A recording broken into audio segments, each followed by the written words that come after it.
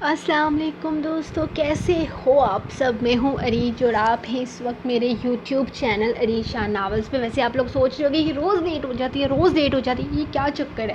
ایک تو بجلی کا چکر ہے بھائی بابو بھیا، بجلی تو ہوتی ہی نہیں ہے، تو جب ہوتی ہے تب کیا ہی میں بتاؤں۔ آج کی ایپیسوڈ میں سچ میں بہت مشکل سے لکھ پائی ہوں، کیونکہ ہمارے گھر میں مستری مزدوروں کا کام چل رہا ہے۔ پہلے ہمارا کچن بن رہا تھا، پہلے ہمارا چھوٹا کچن تھا، اب ہمارا تھوڑا بڑا ہم نے بنوایا ہے، کیونکہ ہمارے گھر میں جلد ہی شادی آنے والی ہے میرے بھائی کی، تو اس کے لیے ہم تھوڑا سا کام گھر کا سیٹ کروا رہے ہیں۔ اور اب میرا اور میری آپی کا بھی بڑا والا روم ہو گیا ہے، ہمارا چھوٹا والا نہیں ہے۔ جو بھائی کا تھا پہلا کمرہ وہ اب ہمیں ملنے والا ہے، تو ہمارا جو کمرہ ہے وہ بڑا ہونے والا ہے، کیونکہ میرے بھائی کا کمرہ بہت بڑا تھا، اب وہ ہمارا ہو جائے گا، تو بھائی کو الگ کمرہ مل جائے گا نواں والا۔ تو میں نے آج وہ سارے گفٹس نکال کے رکھے تھے جو میرے ریڈرز نے مجھے بھیجے۔ فائزہ راجپوت نے جو بھیجا تھا، اس کے بعد آمینہ شیخ نے، اور ینزلہ رفیق نے، عنایہ نقوی نے، وہ سارے گفٹس میں لگاؤں گی اپنے روم میں، اور میں انشاءاللہ اپنے روم کی ویڈیو بھی بنا کر اپنے یوٹیوب کے چینل پر آپ سب کے لیے پوسٹ کروں گی۔ جن لوگوں نے کہا تھا ریج آپ اپنے روم کا ولاگ بناؤ، تب میں نے کہا تھا میرا کمرہ بہت چھوٹا ہے، تو اب جلدی میرا کمرہ بڑا ہونے والا ہے، تو میں آپ سب کے لیے ویڈیو بناؤں گی۔ آج میں نے وہ سارے گفٹس اوپن کیے تھے، تو اس میں سے جو لیٹرز نکلے وہ سارے لیٹرز میں نے پڑھے تھے، مجھے بہت خوشی ہوئی۔ مجھے سچ میں اندازہ نہیں تھا کہ مجھے اتنے پیار کرنے والے ریڈرز ملیں گے۔ Guys thank you so much, I love you so much. خاص کر ینزلہ جی، آپ نے انگلینڈ سے میرے لیے جو گفٹس بھیجے وہ سارے بہت بہت خوبصورت تھے۔ کچھ گفٹس ایسے تھے جنہیں میں دکھا نہیں سکتی، تو باقی میں گفٹس دکھاؤں گی انشاءاللہ اپنی ویڈیو میں، لیکن سچ میں وہ ساری چیزیں میری بہت ہی زیادہ پیاری تھی، تو آپ سب کو تھینک یو سو مچ۔ باقی عذرا آپی اور عنایہ نقوی لوگ، یہ لوگ جو مجھے گفٹس دیتے ہیں، ان کے لیے میں کوئی تھینک یو نہیں بولوں گی، تو آپ تو آپ کے گفٹس ہمیشہ سے ہی بیسٹ ہوتے ہیں، تو آپ کے لیے صرف لو یو، آپ کے لیے کوئی تھینک یو شینک یو نہیں ہے، کیونکہ عذرا آپی میری بہن ہے اور عنایہ میری بیسٹ فرینڈ ہے، تو ان کے گفٹس کے لیے میں کچھ نہیں بولوں گی۔ باقی ریڈرز نے جو گفٹس میرے لیے بھجوائے میرے برتھ ڈے سے آئے ہوئے ہیں، یعنی تقریباً 8 مہینے ہو چکے ہیں۔ فائزہ کا گفٹ ابھی مجھے لاسٹ منتھ ملا، باقی جو گفٹ ہے وہ میرے برتھ ڈے سے آئے ہوئے ہیں، اور اب میں نے اوپن کیے ہیں سارے، اور وہ سچ میں خاص کر ایک ٹیڈی بیئر بھیجا ہے مجھے آمنہ نے، وہ میں دکھاؤں گی، اس پہ میرا نام لکھا ہوا ہے، بہت خوبصورت ہے وہ، میں انشاءاللہ آپ کو دکھاؤں گی۔ اور جو خط مجھے ملے ہیں وہ بھی بہت بہت پیارے ہیں، آئی لو یو، کیونکہ وہ انہوں نے اپنے ہاتھوں سے اتنی محنت سے بنائے ہیں۔ میں انشاءاللہ سب کچھ دکھاؤں گی۔ آج میں نے وہ ساری چیزیں میں نے صندوق کھول کے وہ ساری چیزیں میں نے نکال کے باہر رکھی کہ میں نے اپنے ریڈرز کو دکھانی ہے۔ تو آج کی ہم ایپیسوڈ سٹارٹ کرتے ہیں۔ آلریڈی میں ٹائم بہت زیادہ لے لیتی ہوں آپ لوگوں کا، جس کی وجہ سے میرے کچھ ریڈرز کا موڈ آف ہو جاتا ہے، تو آپ کا آف ہی رہے، لیکن میں بولنا نہیں چھوڑ سکتی۔ تو لیٹس سٹارٹ آج کی ایپیسوڈ۔ مرم کائزان، قسط نمبر 5، تحریر عریج شاہ۔ یہ نمبر اب بھی ایکٹیو ہے پاکستان میں، اس وقت بھی یہ نمبر آن ہے۔ ذرا تصویر بھیجو نا یاور صاحب کی، ذرا حالت بتاؤ ان کی، آخر پتہ تو چلے انہیں مصر میں کس کی جاسوسی کے لیے بھیجا گیا تھا۔ اس شخص کو پتہ تو چلنا چاہیے کہ کائزان قاسمی کی جاسوسی کرنے والے کا کیا حال ہوتا ہے۔ وہ دونوں آرام و سکون سے کرسیاں بچھائے بیٹھے تھے، جبکہ سامنے ہی وہ الٹا لٹکا ہوا تھا، انہیں یقین دلانے کی کوشش کر رہا تھا کہ وہ بے قصور ہے۔ ارے رسل، یہ چلاتا کتنی سریلی آواز میں ہے، مجھے یقین ہے یہ گاتا بھی بہت اچھا ہوگا، کیوں نہ فرمائش کریں؟ رفیل نے اس کی طرف دیکھتے ہوئے کہا۔ ہاں، اس کی آواز تو بہت سریلی ہے، اگر یہ ہمارے لیے گائے گا تو مزہ آئے گا نا؟ ہاں بھائی، ایک اچھا سا گانا تو سنا، وہ فرمائشی انداز میں بولا تھا، جبکہ یاور الٹا لٹکا انہیں کو دیکھ انہیں یقین دلا رہا تھا کہ وہ بے قصور ہے۔ ریاض کے ساتھ وہ نہیں آیا اور نہ ہی ریاض کے ساتھ اس کا کوئی تعلق ہے، وہ تو خود اس سے کشتی میں ملا تھا۔ اب فضول بولنا بند کر، جتنا کہا ہے اتنا کر، اب ایک اچھا سا گیت سنا دے، ہو سکتا ہے ہمیں تجھ پر ترس آ جائے اور ہم تجھے چھوڑ دیں۔ رفیل نے اسے فضا میں جھلایا تھا۔ چھوڑ دو مجھے، دیکھو میری بہن پریشان ہو رہی ہوگی، مجھے اس سے رابطہ کرنا ہے، کہیں کوئی کام کرنا ہے۔ تم لوگوں نے مجھے اتنے دنوں سے یہاں قید کر رکھا ہے، میں تم لوگوں کو کیسے یقین دلاؤں؟ میرا ریاض سے کوئی تعلق نہیں، وہ بے بسی کی انتہا پر تھا، جبکہ ان دونوں کو اس پر کوئی ترس نہیں آ رہا تھا۔ ارے 30 لاکھ روپے میں تمہیں یورپ بھیجوں گا، وہ بھی بالکل لیگل طریقے سے، جہاز کے تھرو، اور وہاں تمہیں اچھی نوکری بھی مل جائے گی، بس تم پیسوں کا انتظام کرو۔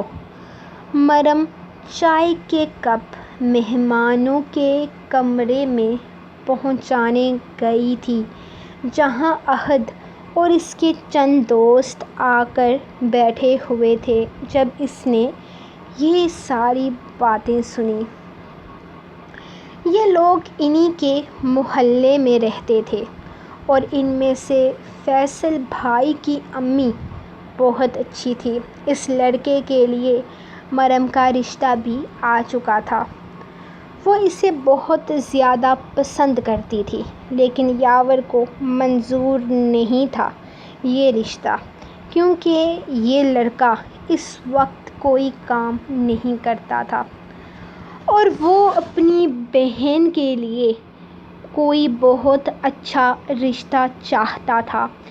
فی الحال تو وہ اس کی پڑھائی پر توجہ دے رہا تھا، باقی سب نے بہت زور دیا تھا، خاص کر احد نے، جو اس کا بہترین دوست تھا۔ لیکن یاور کی نہ ہاں میں نہیں بدلی تھی۔ اور یہ مصر جانے میں کتنے پیسے لگتے ہیں؟ وہ اس کی طرف دیکھتے ہوئے سوال کرنے لگا۔ ارے یار، مصر جانے میں زیادہ پیسہ نہیں لگتا، 14 سے 15 لاکھ روپے میں آسانی سے وہاں نوکری بھی مل جاتی ہے۔ تو تجھے کیا لگتا ہے یہ یاور کے پاس 14 سے 15 لاکھ ہوں گے؟ وہ اس سے سوال کرنے لگا۔ ارے نہیں یار، یاور تو دوسرے طریقے سے گیا ہے، ان لیگل طریقے سے، کشتی کے ذریعے، وہاں اس کی نوکری کا کوئی انتظام نہیں ہے، صرف ایجنٹ لے کر گیا ہے، اور یہ ایجنٹ بڑے دھوکے باز ہوتے ہیں، دھوکے سے لے کر جاتے ہیں اور وہاں پھنسا دیتے ہیں۔ تجھے ان چکروں میں پڑنے کی ضرورت نہیں ہے، اگر تم مصر جانا چاہتے ہو تو 14 لاکھ روپے میں وہاں تمہارا کام بھی کروا دوں گا اور تمہیں اچھی نوکری بھی مل جائے گی وہاں پر۔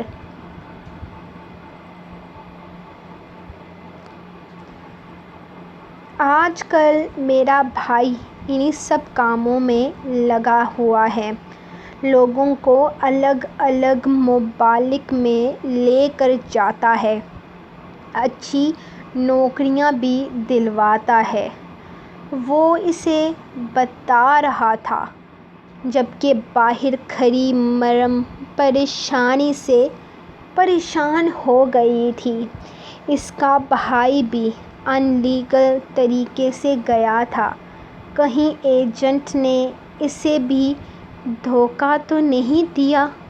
ویسے بھی 3 دن سے وہ اس سے رابطہ نہیں کر پائی تھی۔ یار میرے پاس نا تقریباً 17 تولے سونا ہے مریم کی ماں کا، میں کسی طرح وہ نکال کر نا تجھے دوں گا، بس تو میرے یورپ کے لیے کام کروا دے۔ وہ سرگوشانہ انداز میں بولا تھا، جبکہ مریم دروازے پر کھڑی اس کی ساری باتیں سن چکی تھی۔ مطلب اس کا ارادہ اس کے زیورات چوری کرنے کا تھا۔ اس کا مطلب تھا کہ اب مریم کو اپنی چیزیں اور بھی زیادہ احتیاط سے رکھنی پڑیں گی۔ اس نے دروازے پر دستک دی تھی تاکہ وہ آ کر چائے کے کپ پکڑ لے، جبکہ اس کے دستک دینے پر وہ سیدھا ہو کر پیچھے بیٹھا تھا۔ یار 17 تولے کی قیمت کم سے کم 35 لاکھ روپے ہے، آرام سے تیرا کام ہو جائے گا، بلکہ 1 دن کے اندر اندر میں تیرا ویزا، پاسپورٹ اور کاغذات بھی تیار کروا دوں گا، کیونکہ اب یہ سارا کام بھی ہم خود کرتے ہیں۔ بلکہ اس طرح سے کروں گا کہ تو صبح مجھے پیسے دے، میں تجھے شام کی فلائٹ سے یہاں سے بھیج دوں گا، تو فکر ہی نہ کر۔ وہ بول ہی رہا تھا جب اس نے ہونٹوں پر انگلی رکھ کر اسے چپ رہنے کا اشارہ کیا۔ وہ اگلے ہی لمحے خاموش ہو گیا تھا، جبکہ وہ دروازے پر آ کر اس سے چائے کا کپ تھامنے لگا۔ ہاں ٹھیک ہے، جاؤ یہاں سے، اور اس طرف آنے کی ضرورت نہیں، لڑکے بیٹھے ہوئے ہیں اندر، احد نے ذرا سخت انداز میں کہا تھا۔ ویسے بھی مریم نے کون سا وہاں رکنا تھا، وہ تو بس اس کی باتیں سن رہی تھی کہ وہ پلان کیا کر رہا ہے۔ وہ اپنے کمرے میں آئی اور اپنی الماری پر ایک تالا اور لگا دیا۔ اسے احد پر بالکل بھروسہ نہیں تھا، کیونکہ جس طرح وہ اس کی ماں کے زیور کے پیچھے لگا ہوا تھا، اسے یقین تھا کہ وہ آسانی سے تو اس کے زیورات کو بخشنے والا نہیں ہے، وہ کوئی نہ کوئی الٹا سیدھا کام ضرور کرے گا۔ قائزان، ہم نے ویڈیو بنا لی ہے، اب اس ویڈیو کا کیا کرنا ہے؟ وہ اپنے ڈبلیو کے لیے کھانا تیار کر رہا تھا جب رسل نے آ کر پوچھا۔ پاکستان میں جو نمبر استعمال ہو رہا ہے نا، اس آدمی کا اس نمبر پر سینڈ کرنی ہے یہ ویڈیو، اور ایسی 4 سے 5 ویڈیوز اور بناؤ جس میں پتہ چلے کہ اس آدمی کی کیا حالت ہے۔ میں جاننا چاہتا ہوں کہ اسے یہاں بھیجنے والا کون ہے، کیونکہ اسے یہاں بھیجنے والے تو میری پہچان میں ہیں۔ اس نے سامنے پڑے گوشت کی طرف اشارہ کیا جو ریاض کا تھا۔ مطلب تمہیں یقین ہے کہ یہ دونوں ایک ساتھ یہاں نہیں آئے، بلکہ الگ الگ تمہاری جاسوسی کی خاطر آئے ہیں؟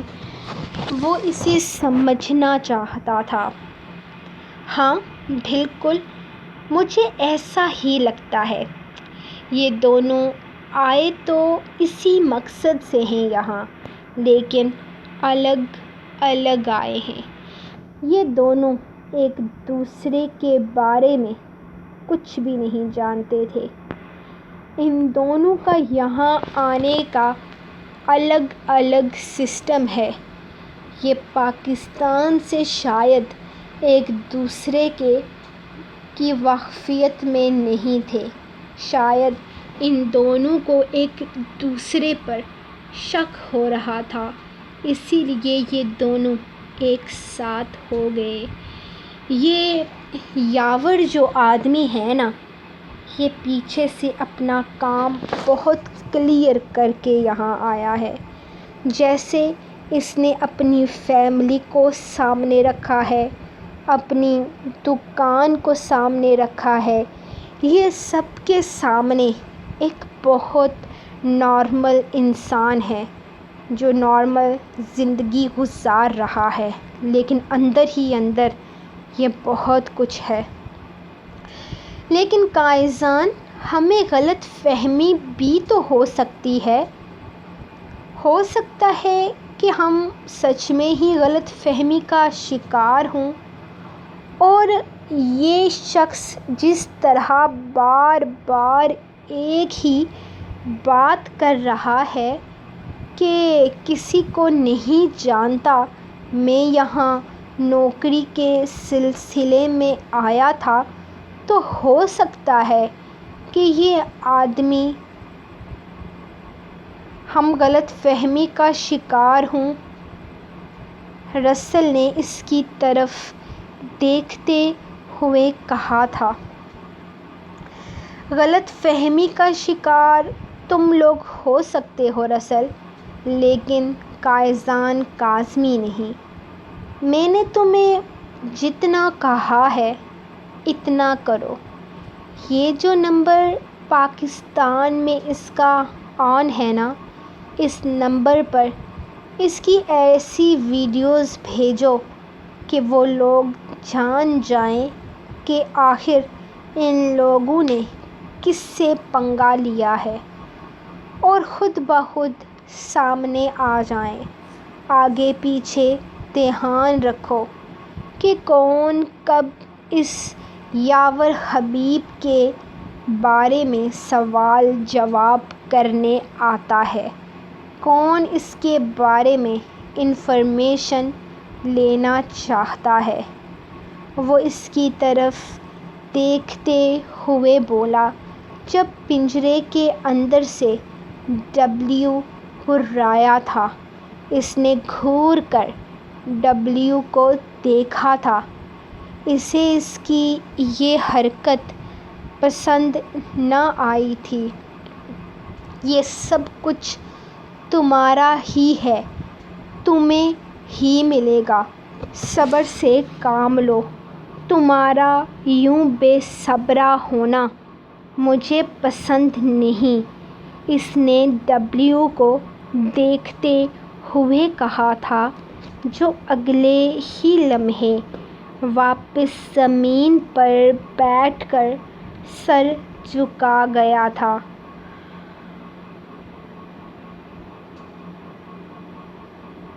جبکہ رسل وہیں سے واپس مڑ گیا تھا۔ وہ ایسے وقت میں اس کے پاس نہیں رہتا تھا جب ڈبلیو کے کھانے کا وقت ہوتا تھا، کیونکہ وہ کھاتے وقت قائزان کے علاوہ باقی سب کے لیے خطرناک ہو جاتا تھا۔ فجر کا وقت تھا۔ وہ گہری نیند سو رہی تھی جب اسے اپنے موبائل پر عجیب سی ٹون کی آواز آئی۔ وہ اگلے ہی لمحے اٹھ گئی تھی۔ اس کا بھائی اس کے موبائل کا پیکیج کروا کر گیا تھا، پورے 1 مہینے کا۔ اس نے دوسرے مہینے کا بھی انتظام کر دیا تھا۔ وہ جس دکان سے پیکیج وغیرہ کرواتا تھا، وہاں اس نے اس کے لیے ایڈوانس پیمنٹ کی تھی تاکہ اسے اپنی بہن سے بات کرنے میں کوئی مسئلہ پیش نہ آئے۔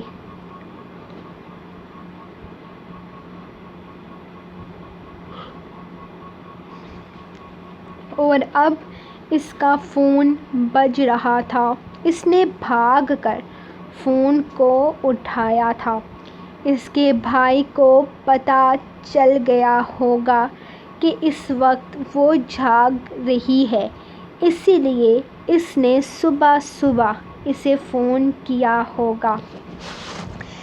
اس نے جلدی سے فون کھولا تھا اور واٹس ایپ آن کر کے کسی کی بھیجی گئی ویڈیو کو دیکھنے لگی تھی، اور جیسے جیسے وہ اس ویڈیو کو دیکھ رہی تھی اس کی جان لبوں میں آ رہی تھی۔ کوئی شخص اس کے بھائی کو بری طرح مار رہا تھا۔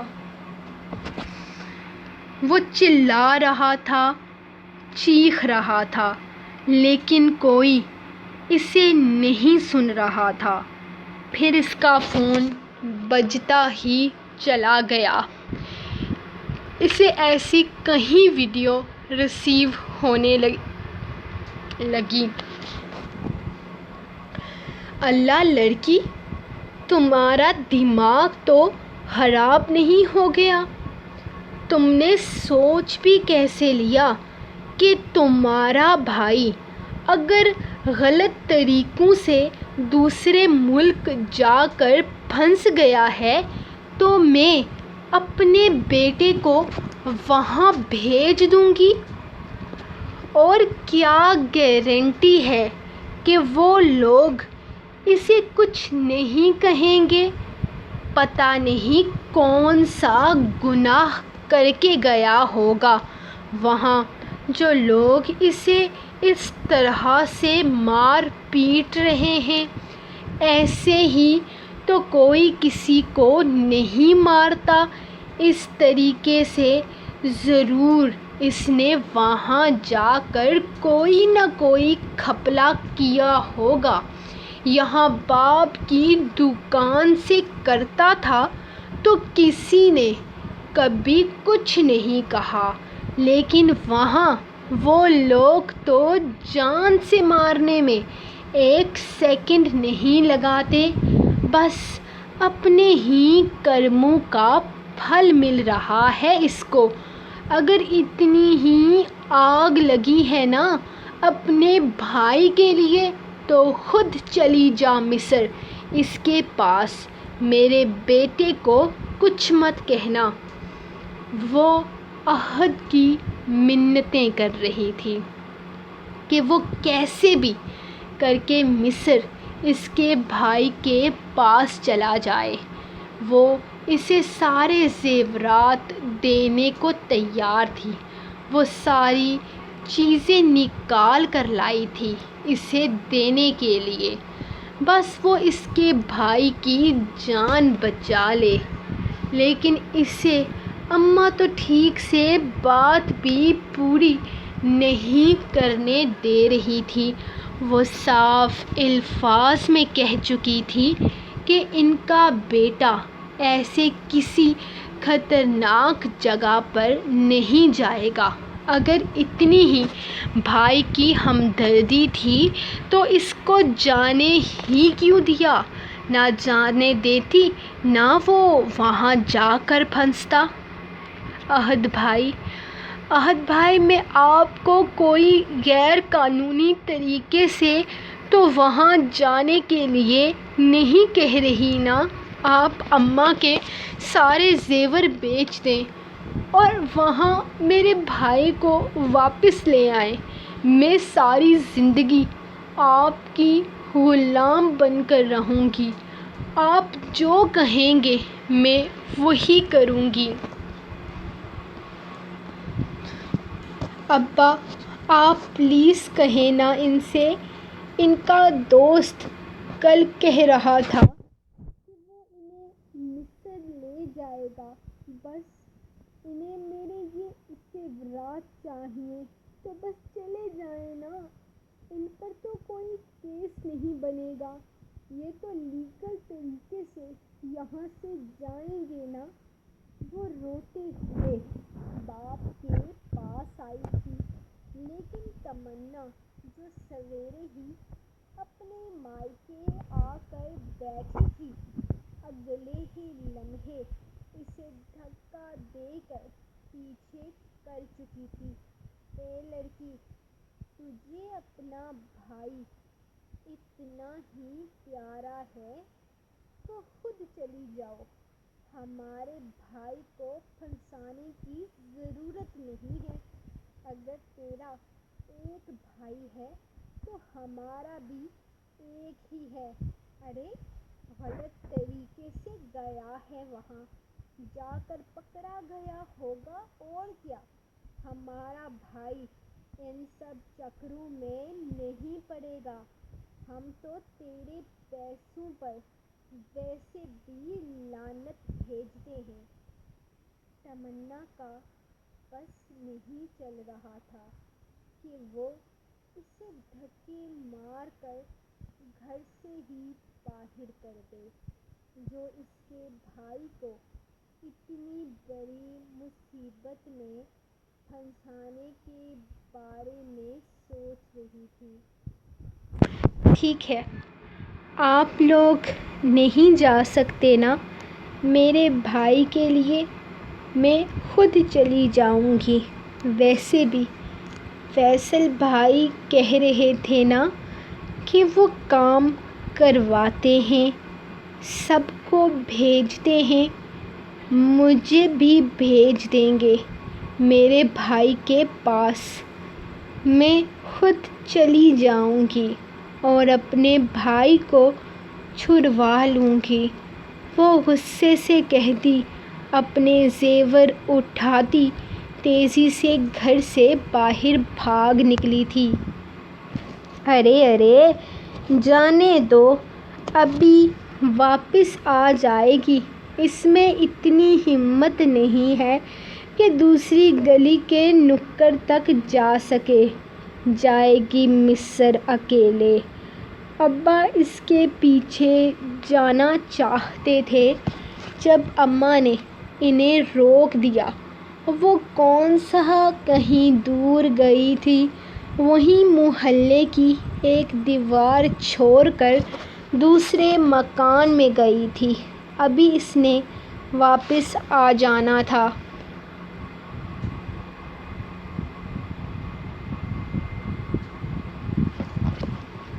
فیصل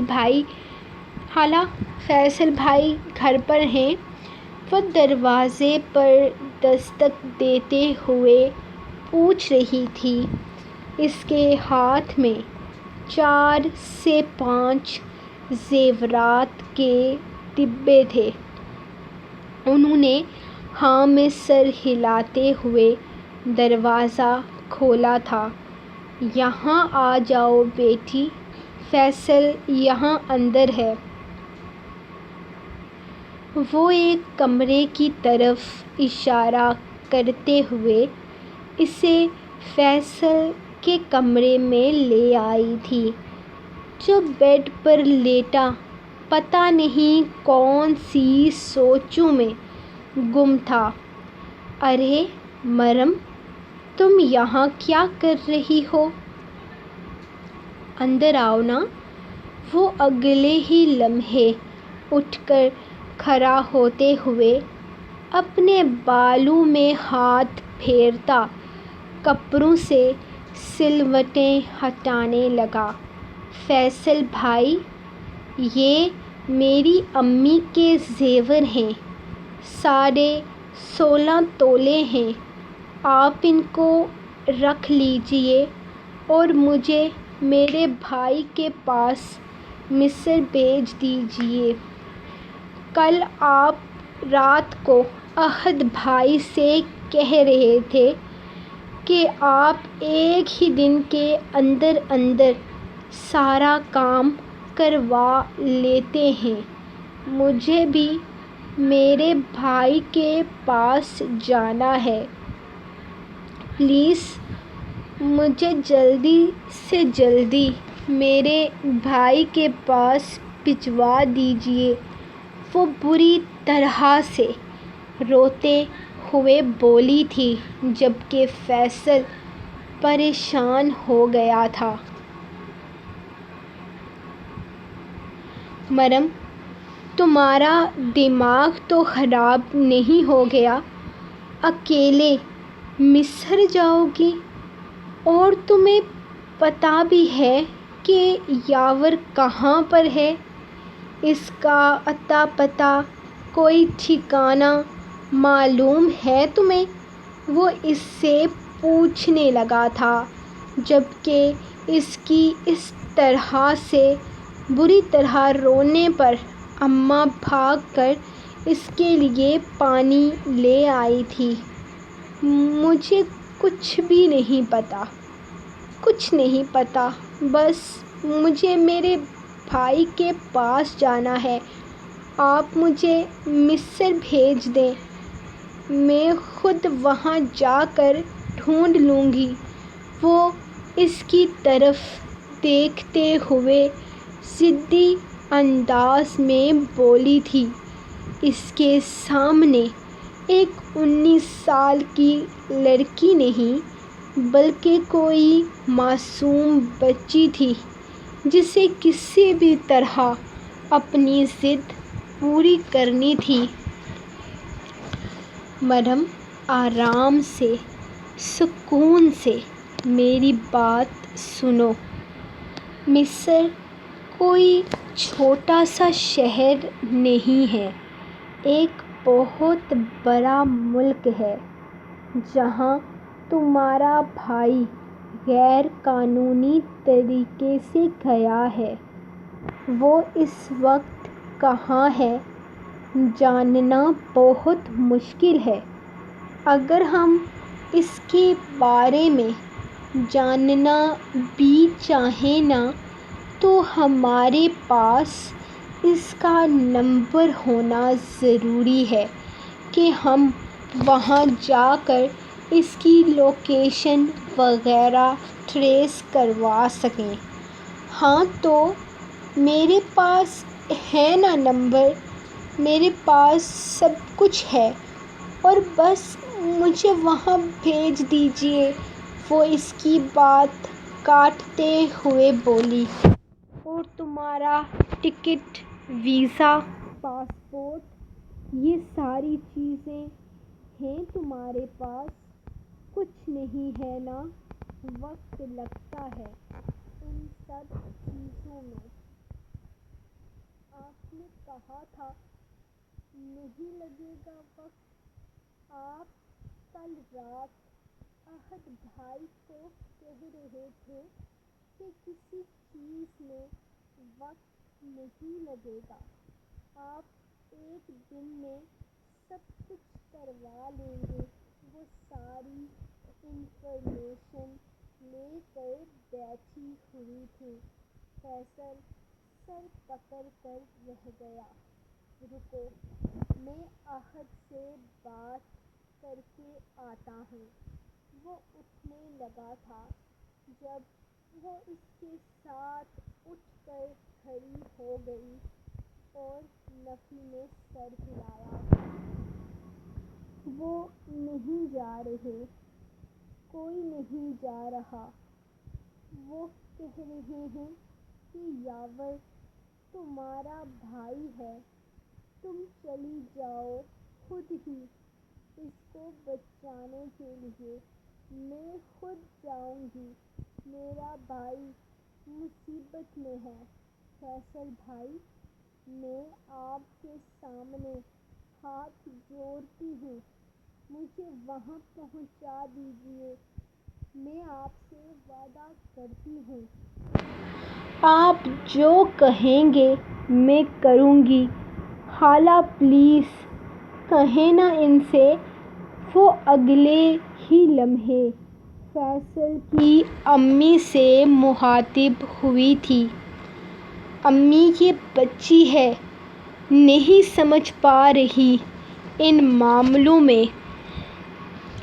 اور بھی بہت سارے مسائل ہوتے ہیں، صرف وہاں جانا حل نہیں ہے مسئلے کا۔ اور بھی بہت سارے مسائل ہیں، وہ اپنی ماں کو سمجھا رہا تھا۔ ہاں، تو تم مسائل حل کرو، سارے کے سارے مسائل حل کرو اور اس کے ساتھ جاؤ۔ تمہیں یاد ہے فیصل، تم نے مجھ سے کہا تھا اگر مریم تم سے شادی کے لیے تیار ہو جائے تو تم کچھ بھی کرنے کے لیے تیار ہو۔ دیکھو، وہ بھی کچھ بھی کرنے کو تیار ہے اپنے بھائی کی خاطر۔ وہ تمہاری ہر بات مان لے گی۔ تمہیں اس سے شادی کرنی تھی نا، تو بس سمجھ لو یہ تمہاری محبت کا امتحان ہے۔ اگر تم مریم سے شادی کرنا چاہتے ہو تو اس کے اکلوتے رشتے کو، اس کے بھائی کو صحیح سلامت اپنے اور اس کے نکاح میں شامل کرو، کیونکہ وہی اس کا ولی وارث ہے، وہی اس کا سب کچھ ہے۔ بولو مریم، اگر میرا بیٹا تمہارے ساتھ تمہارے بھائی کے لیے مصر جائے، اپنی جان خطرے میں ڈالے، تو کیا تم اس کی دلہن بننے کے لیے تیار ہو جاؤ گی؟ کیا تم اس سے شادی کر لو گی؟ وہ اس کے سامنے اپنی شرط رکھ رہی تھی، جبکہ مریم کو اس وقت اور کچھ نہیں سوجھ رہا تھا۔ اسے اب بس اپنے بھائی کے پاس پہنچنا تھا۔ اس نے فوراً ہاں میں سر ہلایا تھا۔ اس سے ابھی اگر نکاح کے پیپر پر سائن کروا لیا جائے تب بھی وہ پیچھے نہ ہٹتی۔ اب بھی کیا تم اس کی مدد کرنے کے لیے تیار نہیں ہو؟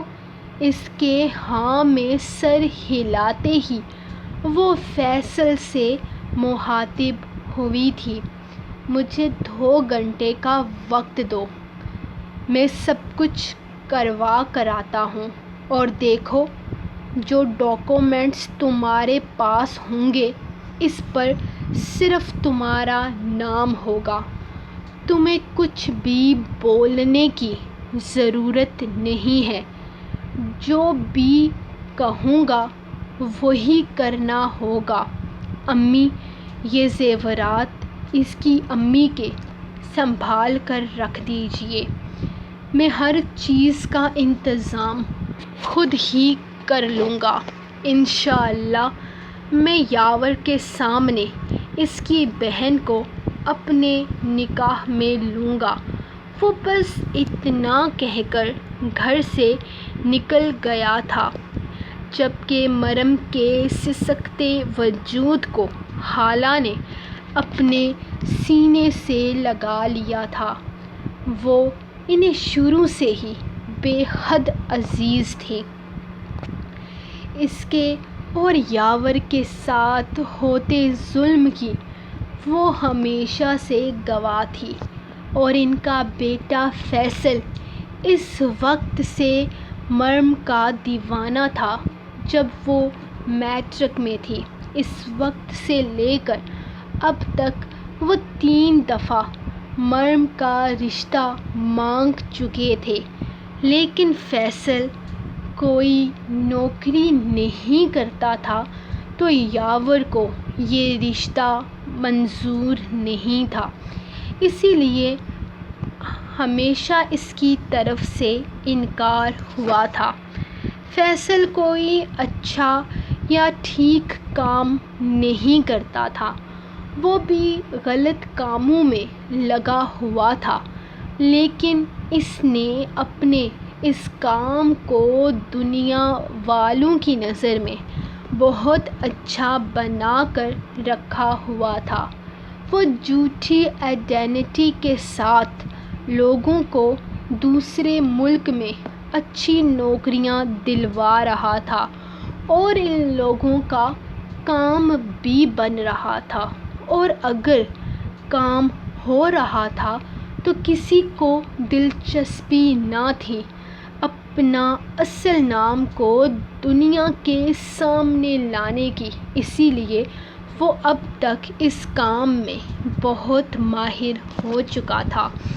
یہی وجہ تھی کہ 6 ماہ پہلے انہوں نے پھر سے مریم کا رشتہ مانگا تھا، لیکن اس دفعہ بھی انکار ہو گیا تھا۔ کہنے کو اب یاور کو اس رشتے پر کوئی اعتراض نہیں ہونا چاہیے تھا، لیکن اگر یاور اس کے غلط کام کے بارے میں نہ جانتا تو، لیکن وہ سب کچھ جانتا تھا، خاص کر عہد کا جن لوگوں کے ساتھ اٹھنا بیٹھنا تھا، وہ ان سب کو پہچانتا تھا۔ عہد فیصل کو زیادہ منہ تو نہیں لگاتا تھا، لیکن جب سے فیصل نے یہ بیرون ملک نوکریوں کا کام شروع کیا تھا، وہ آج کل فیصل کی سنگت میں رہنے لگا تھا، کیونکہ اسے بھی دوسرے ملک نکلنا تھا۔ سو گائز، یہ تھی آپ لوگوں کی ایپیسوڈ۔ تو جی جا رہی ہے آپ لوگوں کی مرم، اب تو لائک بنتا ہے نا۔ اگر تو یار اگلی ایپیسوڈ میں 1000 لائک آ گئے نا تو میں نے اگلی قسط میں دونوں کی ملاقات کروا دینی ہے۔ اگر نہیں آئے تو پھر میں نے سکون سے ملاقات کروانی ہے کوئی 10 قسطوں کے بعد۔ تو ملیں گے نیکسٹ ایپیسوڈ میں، تب تک کے لیے آپ اپنی رائٹر کو دیں اجازت اور دعاؤں میں یاد رکھیں۔ اللہ حافظ۔